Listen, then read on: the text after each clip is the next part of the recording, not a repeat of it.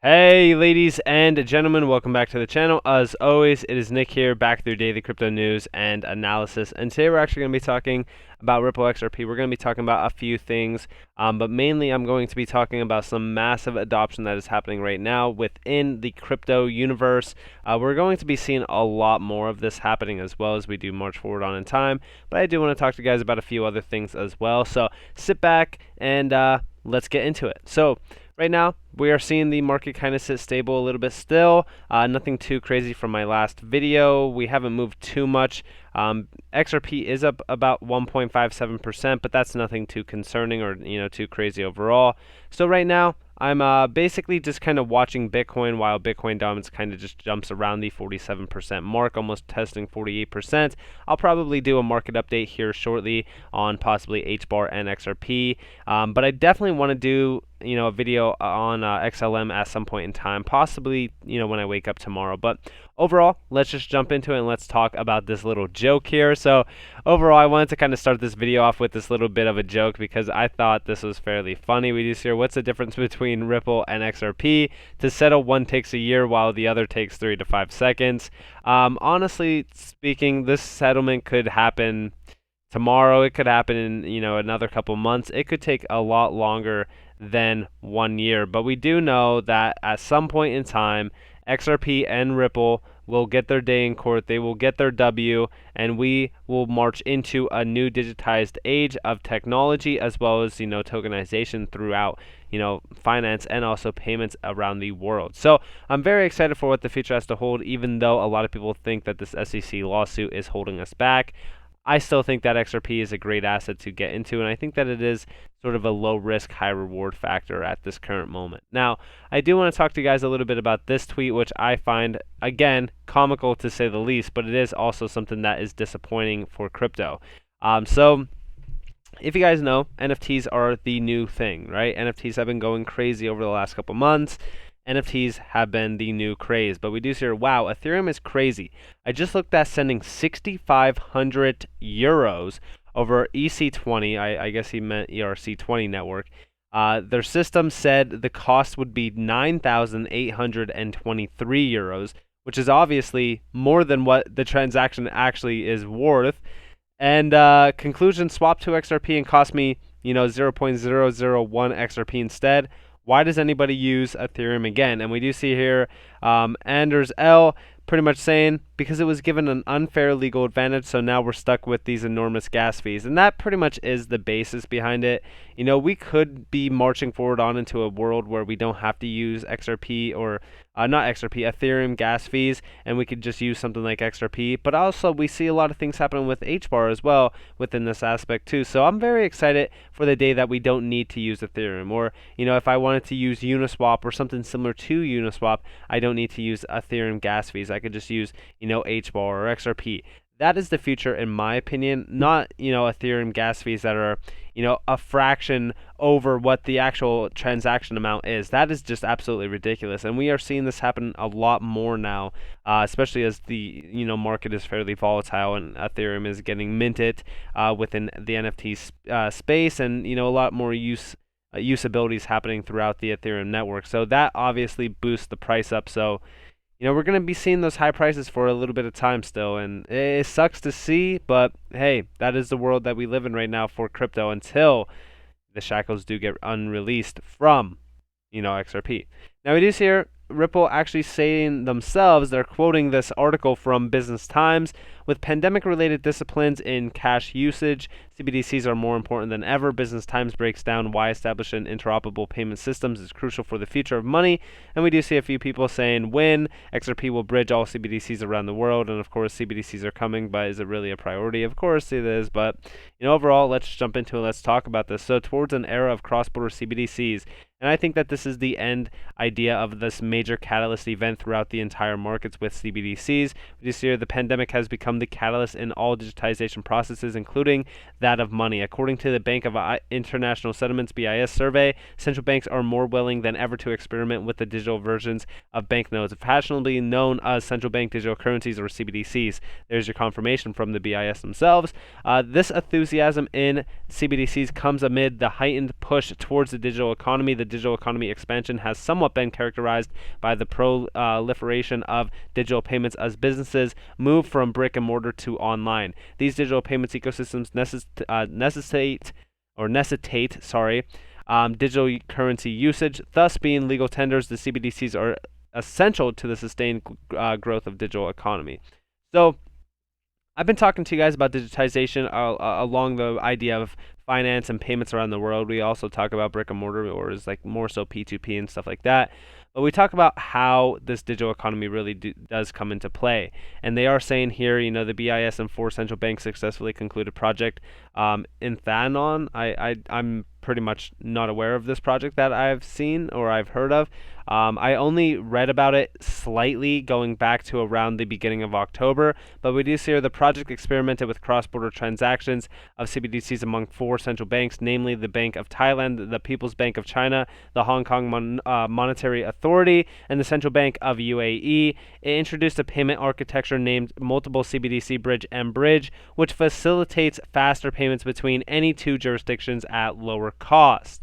Now, this is the end goal of interoperable payments. Now, in my opinion, why was Ripple kind of quoting this? Why is Ripple quoting something that doesn't even include Ripple's name or, XRP? Well, it's this, right? The critical question is clearing a DLT-based international payment is then how information can be shared without compromising data regulations in respective jurisdiction. This is data shared without compromising privacy. DLTs, right? We talk about distributed ledger technologies. These could be HBAR, it could be XRP, it could be pretty much anything. The XRP ledger is a DLT in its own. That could be the reason why Ripple is sharing this, because they have their hand in this pot. Now, of course, the BIS is, obviously talking about how payments can be made without violating data protection. They're talking about, how money could be moved, complying with capital market regulations. Overall, the big thing here is this. Besides fast money movements enabled by DLTs, which again, distributed ledger technology, CBDCs can also help central banks to efficiently monitor the movements of funds in and out of their jurisdictions. In other words, cross-border transactions using CBDCs provide an efficient platform for central banks to inspect the compliance of monetary policy mandates in their jurisdiction. So overall, this is also talking about the idea of being able to really kind of see those payments and visually see them at a transparent rate, which we do know that Ripple pretty much focuses on that in regards to cross-border payments as well. So a lot of the standards that we're seeing for CBDCs, even coming back from the BIS, because I know a lot of people thought Nexus was going to kill XRP, but we already debunked that. A lot of the basis behind what the BIS and a lot of these central banks are actually kind of wanting comes down to the ideas that Ripple and XRP pretty much meet in their principles or their standards that they're trying to accomplish as well. So in my opinion, a lot of these, when we're talking about Ripple sharing this and kind of talking about this, I think this is all massive breadcrumbs as well and major connections within this entire scene. We know CBDCs are coming. We know central bank digital currencies also need DLT technologies or something like it, meaning, it could be a private ledger, it could be a public ledger. They do need it, though, to work efficiently. If they don't, it will essentially be the same thing as paper cash, and that is what we don't want. Now, we also see here SEC Chair Gensler on why the SEC allowed a Bitcoin futures ETF to begin trading, but not a regular Bitcoin ETF. We should be technology neutral, but not policy neutral. What we're trying to do here is to bring projects into the investor protection perimeter, and I don't even need to watch this. Essentially, to sum it up, that's pretty much what he is saying. He's essentially neutral on technology, but he is trying to still protect people in regards to that, idea of policy. But we do see here Anders again saying the correct answer is whatever benefits Wall Street the most will be approved. And that is the truth. With the Bitcoin ETF or a futures ETF, it allows these corporate hands to be in this game, right? It allows them to kind of have control over anybody who is buying into a futures ETF. Now, of course, most people in crypto have a brain and won't be investing into a Bitcoin's future ETF, but a lot of the retail demand will. So a lot of those people who are buying those Bitcoin futures ETFs don't actually have control over that. They don't own that. That is not their keys or their, coins, if you will. That is, at the end of the day, Wall Street's coins. So That's the basis behind that. It's benefiting them more so than it's benefiting pretty much anybody who is investing into that, which I find fairly comical. Now we also see here Grayscale bought Ethereum and Bitcoin with its XRP sales due to the SEC's action. The SEC not only stole billions from XRP holders, they even made us pay for those gains of Ethereum and Bitcoin. Joseph Lubin is grinning because the SEC filled his pockets with our money. And we do see here, effective January 4th, 2021, the fund removed XRP from the fund's portfolio and sold the XRP holders to purchase additional tokens of the remaining fund components in proportion to their respective weightings. And of course, that is Bitcoin, Ethereum, and so forth. So obviously, we're talking about this corruption doesn't go just because of it doesn't spew just to the XRP holders. It goes way beyond the XRP holders. But we know that those higher up individuals are getting paid off of our misery, essentially. So I think that this is still, at the end of the day, something to really kind of look into. I think that there needs to be a mass investigation within this market, not on our side, but actually looking into this entire SEC action, into the Bitcoin and Ethereum sort of stuff that's happened with One River and Jay Clayton. There is just way too much happening behind the scenes for things to kind of be disregarded, because there's so much that kind of pinpoints to the idea of corruption and manipulation of markets, and of course picking winners and losers. So overall, I think at the end of the day, they really need to kind of facilitate an idea of looking into these on the SEC side of things, because we know from the overall XRP holders, going all the way back to Johnny Dean, even talking about Jeremy Hogan, a lot of these people are already doing that research for us and finding things that a lot of people actually haven't even known about. But it all plays into the hand of corporation, corruption within this, sort of greed aspect. And it all goes back to control. And that is exactly why this Bitcoin ETF is the perfect way to kind of control this market. It allows them to have control over something that was supposed to be decentralized, and now it's more so getting more and more centralized day by day, as a lot of people in crypto are, in my opinion, cheering for this, but they don't understand the basis behind it, and understanding that an ETF for Bitcoin that is controlled by something like Wall Street, that makes it extremely centralized. So I would not be cheering for this personally. I don't really care for ETFs. We've already known from 2017 and going all the way back as far as 2017, ETFs have always been like a sell the news sort of aspect, because it's nothing to actually celebrate. So with that being said, to kind of sum it up, listen, CBDCs are coming. The BIS is obviously confirming this. And when we're talking about what Ripple will have their hand in this, how they will essentially prosper this into the new age, it's essentially being the bridge for CBDCs. And, that's exactly what they want. When we're talking about DLTs being that bridge, when we're coming all the way down here, first off, they're talking about DLTs, right? The DLT that facilitates frameworks like mBridge, however, requires sharing of data.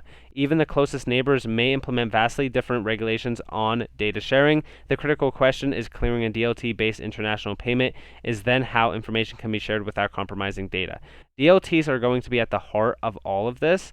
And again, besides faster money movements enabled by DLTs, it all goes back to DLT and interoperability throughout this entire digital ecosystem. And I'm very, very excited for what these DLTs will be, chosen by. Like, for example, if, HBAR is going to be chosen, or if HBAR and XRP is going to be chosen, or if ALGO, there's so many assets in this space that could actually accomplish this. But it all stems to interoperability, and interoperability is the key aspect. But we do know that XRP and Ripple is being adopted on a day-to-day basis. We even go back to the UK, building that CBDC with Q&T and Ripple, and even, a few other assets. That is incredible to see, because that confirms that CBDCs through Ripple could prosper into a new age, and Ripple could really kind of be at the front running lines for it, and really kind of be that nice overall settlement system that will be the bridge between two currencies. And I'm very excited to see that actually unfold overall. So with that being said, I hope that you guys enjoyed this video. If you guys did, definitely leave a like, subscribe, turn notifications on if you guys want more free content. You guys are more than welcome to follow me on Twitter and join the free Discord down in the description below. As always, I hope that you all have a beautiful day or a beautiful night, wherever you guys are on this beautiful. This has been Nick. Peace out, guys.